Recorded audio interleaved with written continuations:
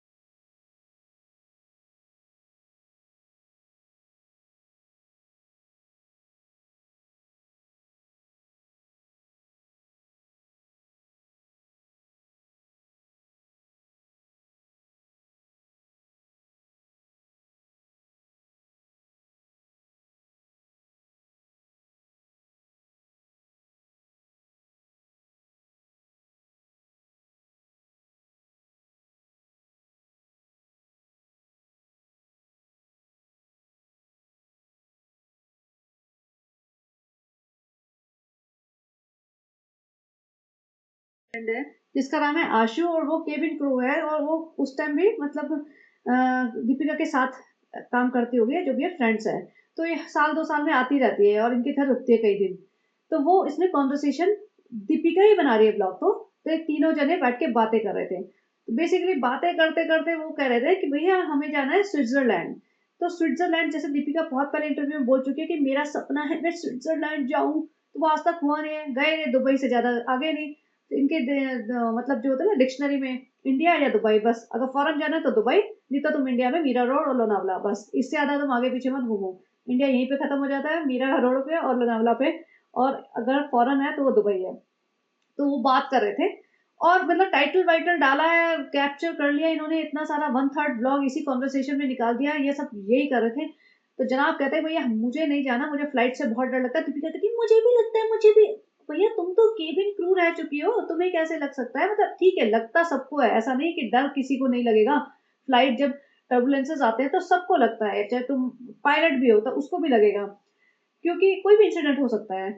तो अब दीपिका कहती है, और वो जनाब कहते हैं भाई तुम्हें कैसे लग सकता है, तुम तो 4-5 साल रह चुकी हो ये वो। बट अल्टीमेटली वो लोग यही सब प्लान कर रहे थे, मैं जा नहीं सकता, मैं इतनी लंबी फ्लाइट पे जा नहीं सकता, तो हम दुबई जाएंगे, फिर ड्राइव करके दोहा चले जाएंगे, फिर ये वो।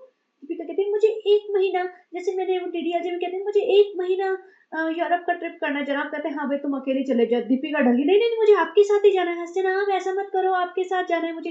अब भैया पहली बात तो अगर यूरोप करना चाहते हो ना 1 महीना, तो पूरे 1 साल की सेविंग लेके आना अपनी यूट्यूब की, तब 1 महीना आपका पॉसिबल हो सकता है। क्योंकि अगर आप तीनों आए ना, रूहान आप और दीपिका, तो आपकी बाट लग जाएगी, हालत खराब हो जाएगी बिल्कुल। जिसे कहते हैं ना लिटरली, आप सोचोगे 1 हफ्ते के अंदर अपना बोरिया बिस्तर बांधे और निकल लें। क्योंकि आपको असिस्टेंट चाहिए होंगे, आपको शूटिंग तो करनी पड़ेगी, तभी तो पैसा रिकवर होएगा, वरना तो आप सीधा यूरोप में आके करोगे क्या, बोर हो जाओगे, कुछ ऐसा करने को है थोड़ी है। 2-4 सीनरी देखी, 1-2 डेस्टिनेशन पे गए, उसके बाद तो सब सेम लगने लगेगा, फिर क्या करोगे? तो लोग वहाँ फोटो खींचते हैं, रील्स बनाते हैं, ब्लॉग्स बना रहे होते हैं, या मतलब ऐसे टाइम पास कर रहे होते हैं। आपको टाइम पास करना आता नहीं है, आपस में तो तुम लोग पता नहीं कितनी बातें करते होंगे। तो अपने अपने फोन पे बैठे रहोगे। तो आपको चाहिए टीम। अब आपकी मम्मी चाहिए रूहान को संभालने के लिए, दीपिका तो संभाल नहीं पाएगी, दुबई गए थे तो आपकी हालत पता चल गई थी हमें, क्या हालत हुई थी। आपकी मम्मी की टिकट, फिर आपको अंकित अंकित उसमें से एटलीस्ट एक बंदा तो चाहिए ही चाहिए। तो आपको 5 टिकटें खरीदनी पड़ेंगी। तो 5 टिकटें में तो आपकी वैसे टिकट भी लगेगी, और हर जगह होटल में जाओगे तो $400-500 से कम आपको पर नाइट का होटल नहीं मिलने वाला। फिर खाना पीना घूमना ये सब, हर जगह की टिकटें लगेंगी। तो भैया आप समझ लेना अब अच्छा खासा खर्चा होने वाला है, तो पहले व्लॉग बनाना शुरू कर दो, सेविंग करना शुरू कर दो, और फिर वहाँ पे भी जितने व्लॉग्स बनाओगे वो। तो कुछ मटेरियल नहीं था इनके कॉन्वर्सेशन में, जस्ट एक फालतू का उन्होंने कवर कर दिया, और ऐसे एक वो जैसे होता है ना, वो छोड़ दिया कि भाई हाँ हम स्विट्जरलैंड जाएंगे, तो कहीं स्विट्जरलैंड वगैरह ये कोई जाने नहीं वाले, टाइम पास कर रहे थे बेसिकली। उसके बाद जो थर्ड पार्ट था ब्लॉग का, वो ये था कि जनाब कहते हैं देखो मैं एक चीज का वेट कर रहा था, वो मैं आपको दिखाता हूँ ये। और जनाब ने खोला कि देखो रूहान का तो फर्स्ट बर्थडे है, लेकिन मेरी बीवी का, मेरी दीपिका का, जिसे मैं भूल चुका हूँ, जिसे आप लोग भी भूल चुके हैं बेसिकली, जैसे बेसिकली मेरा पूरा खानदान भूल चुका है। एक टाइम पे तो वो हमारा सेंटर ऑफ अटेंशन हुआ करती थी, कोर फैमिली मेंबर हुआ करती थी, सब कुछ उसके अराउंड रिवॉल्व करता था, लेकिन अब हम उसे भूल चुके हैं क्योंकि सब लोग इंडिपेंडेंट हो गए हैं। तो उसके लिए मैं कान के झुमके वगैरह लाया था।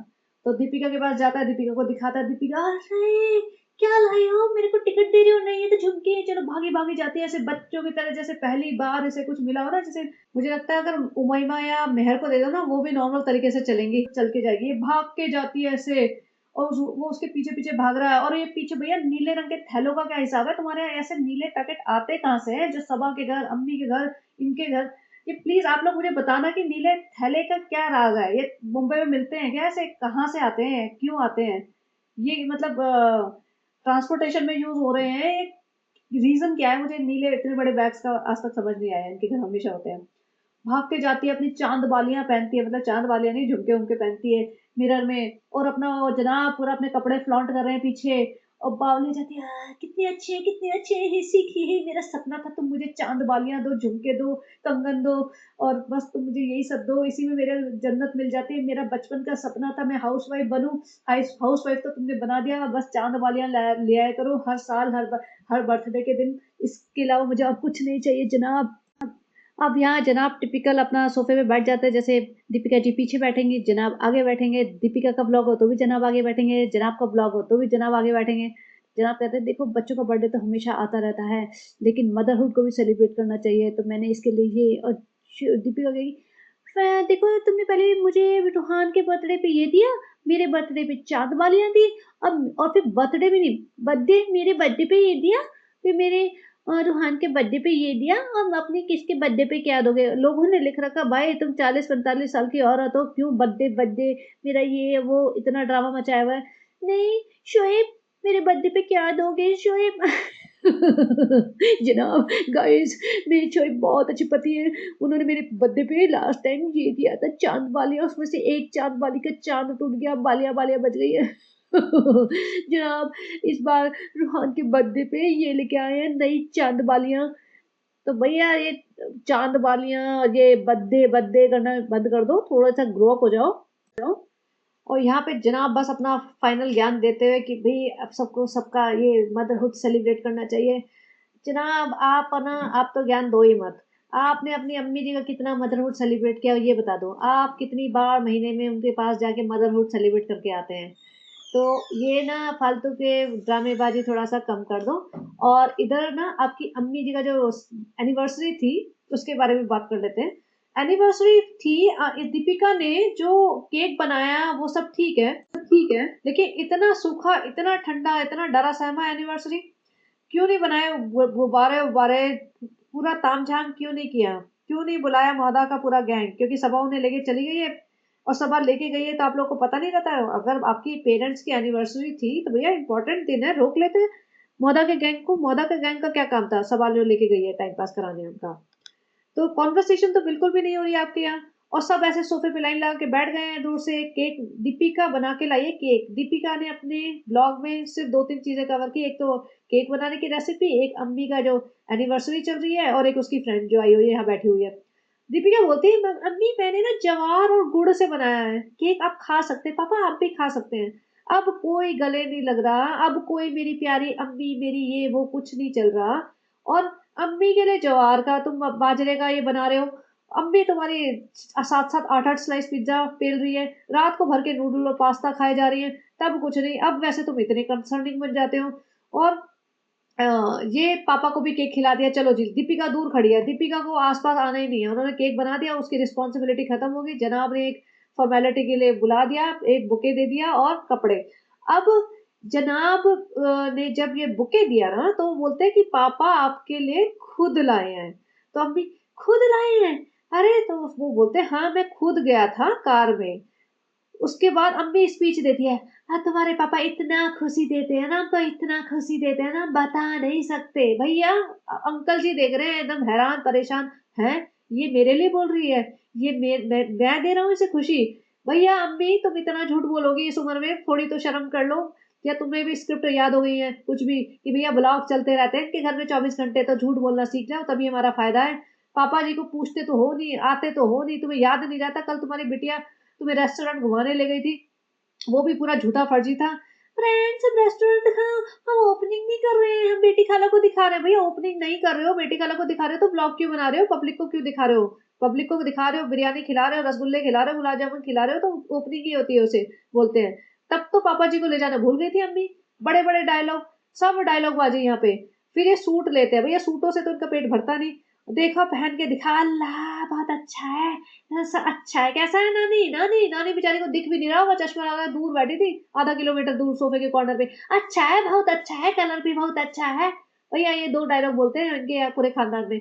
और पापा जी देखे जा रहे हैं, फिर धीरे से पापा जी बोलते हैं शीतल गई थी हमारे साथ। शीतल कौन? कौन शीतल? अरे तुम्हारी बहू नंबर 2। अच्छा अच्छा याद आ गया वो। याद आ गया वो। अब यहाँ पे इन्होंने सीधा साधा एक केक रख दिया, एक सिंपल पेपर प्लेट में डाल के। कोई फैंसी ड्रामा नहीं, कोई बैलून नहीं, कोई मतलब इन्होंने मल्टीपल केक्स नहीं। जैसे शोएब की बर्थडे पे तो 5-6 केक आए थे भाई, पूरा डेकोर कर रखा था। बाहर से केक आए थे।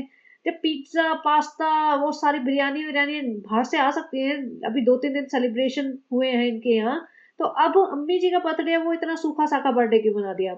और इन्हें खाना भी नहीं खिलाया होगा, बस एक नोटिस भेजा होगा, भैया ऊपर आ जाओ पापा जी के साथ बैठ के तुम्हारी 2 फोटोएं खींचनी है क्योंकि प्रेशर बहुत है। और दीपिका को ब्लॉग बनाना था तो कुछ तो बनाना ही होता है उसे रेसिपी। तो एक आइटम उन्होंने बना दिया, केक तुम्हारा भी काम हो जाएगा और दीपिका का ब्लॉग भी बन जाएगा। और ऊपर आ जाओ। तो अम्मी और जो बचे कुछ एक मौदा की मंडली थी, आधे से ज्यादा मौदा तो वहां चला गया, सभा ले गई अपने साथ लपेट के। और बाकी बचा मौदा आ गया ऊपर। तो कई लोग ये भी कह रहे हैं कि सपा और इसमें शोएब में ना इतना झगड़ा हुआ है गंदा वाला, तो सपा जानबूझ के लेके गई है ताकि ये लोग एनिवर्सरी का बड़ा सेलिब्रेशन ना कर सके। कि भैया जैसे होता है ना, आप दुश्मनी ली है तो भैया दुश्मनी पूरी निभाएंगे हम, वो वाला हाल चल रहा है इन लोगों का। तो अब जनाब थोड़ा पिस्ड ऑफ हो चुका होगा कि भैया ये क्या चल रहा है, बताता भी नहीं कोई हमें, यहाँ पे तो पूरा इन्होंने टेक ओवर कर रखा है। तो जनाब ने इतनी ठंडी सी, और दीपिका ने कोई हग नहीं करा, मम्मी को केक नहीं खिलाया भाई, अम्मी के साथ गले नहीं लगी, पाँव नहीं छुए, मेरी लाडो रानी मेरी बहू रानी, कुछ नहीं हुआ, कोई डायलॉग बाजी नहीं हुई। बस केक काटा सूखा सा और पेपर प्लेट पे, और निकल लो बस। उसके बाद तुम अपना नीचे जाके बिरयानी खाओ, मेहर बनाएगी। मेहर को इसलिए छोड़ के गए हैं कि काम कौन करेगा घर का? अम्मा से तो होने से रहा, माता जी मतलब जो इनकी माता जी से होने से रहा, नानी तो वैसे बेचारी क्या ही करेगी। तो है घर में कौन? अभी मेहर है, मेहर करेगी घर का काम, वैसे भी अपने घर में मौदा में तो करती है, अब यहाँ पे भी करेगी। यहाँ जनाब ने फोटो भेज दी इनकी कि अरे अम्मी खड़ी हो जाओ जरा, मुझे अपनी इंस्टा पे स्टोरी डालनी है, आपकी एनिवर्सरी है ना, नहीं तो फिर लोग बोलेंगे ये क्या। और खिलौने विलौने पड़े हैं किनारे पे सारे बच्चों के। तो ये जो जनाब बोल रहे थे कि अम्मी का मतलब मदर को भी ट्रीट करें, भैया मदर का ट्रीट करो, सिर्फ एक दिन नहीं हमेशा।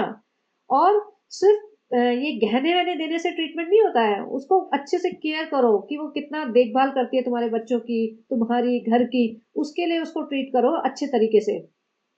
और अपनी माँ को भी ट्रीट कर दो। ये नहीं कि एप्पल वॉच दिला दी और उसके बाद तुम्हारा फर्ज पूरा हो गया, तुमने उसके बाद जाके रिपोर्ट ली। तुम देखते हो, हमें भी दिखाओ जरा, जब इतनी बड़ी बड़ी बातें करते हो कि उनके कितने स्टेप्स आते हैं एप्पल वॉच में, या वो कर क्या रही है एप्पल वॉच का। और जो डेढ़ पिज्जा, पूरा 15 स्लाइस पिज्जा उन्होंने प्लेट में डाल रखा था बर्थडे पे, वो उसके टाइम क्यों नहीं रोका? या तुम ऐसा ऐसा खाना भी मंगा क्यों रहे हो रात के 12:30 बजे, कि वो तुम्हें पता है वो खा खा के नीचे बैठ के जैसे सीधा जाके सोएंगे। तो सिर्फ ये बड़ी बड़ी बातें ना थोड़ा सा कम कर दो और बी प्रैक्टिकल। क्योंकि अब दुनिया, जैसे किसी ने आज ही ये कमेंट लिखा था, सबा के लिए लिखा था कि सबा तुम अपने आप को जितना स्मार्ट समझती हो उतनी तुम हो नहीं, और जितना पब्लिक को बेवकूफ समझते हो उतनी पब्लिक है नहीं। तो वही वाली बात है कि पब्लिक को थोड़े टाइम तक बेवकूफ बना सकते हो कि पब्लिक शायद समझ नहीं पाए। जब तुम्हें लगातार देखती रहेगी ना, तो उस पब्लिक को तुम्हारा गेम, तुम्हारी सारी बातें समझ आ जाएंगी, क्योंकि तुम्हारी पूरी लाइफ पब्लिक है। ऐसा नहीं है कि तुम सिर्फ एक जना तुम ब्लॉग बनाता है, अगर एक जना ब्लॉग बना रहा है ना, फिर भी काफी चीजें तुम बहुत लंबे टाइम तक छुपा सकते हो। जब तुम्हारा पूरा खानदान ब्लॉग बना रहा है भाई, तुम्हारे हर एंगल से चीजें चल रही हैं, एक दूसरे को बेइज्जत करने में लगे हुए पब्लिकली, तो फिर तुम नहीं अपना कुछ छुपा सकते। तो अपनी माता जी का भी ध्यान रखिए, और अपने पिताजी का भी ध्यान रखिए, उन्हें साथ में रख लीजिए, नीचे भेज दीजिए पिताजी को, अगर नहीं होता आपको ऊपर नहीं रखना माता जी को तो चलिए गाइस, मैं एक और बनाने की कोशिश करती हूँ। मुझे सभा के लिए बनाना है, क्योंकि जब तक मैं सभा के लिए नहीं बनाती मुझे सेटिस्फेक्शन नहीं होता। और हाँ, मैं ब्लॉग अगर नहीं बना पाई तो मैं उसके शॉर्ट्स डालूंगी। कई लोग मुझे बोलते हैं शॉर्ट्स आए कहाँ से आपके हो, भैया मेरे तो बहुत है। तो मैं शॉर्ट्स डालूंगी, जरूर देखना। चलिए जी, bye bye, good night, have a great day.